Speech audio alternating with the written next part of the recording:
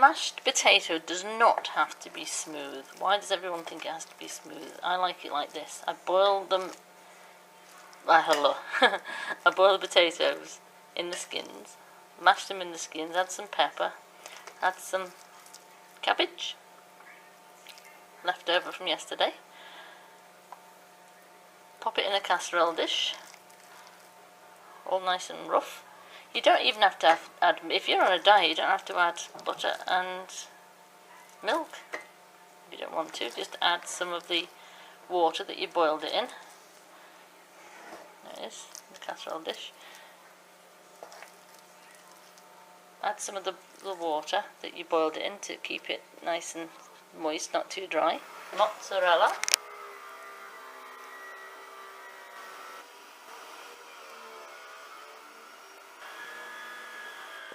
A little bit of cheddar as well.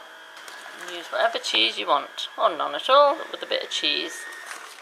That's a meal in itself, or like us, we're going to have that with our steak tonight.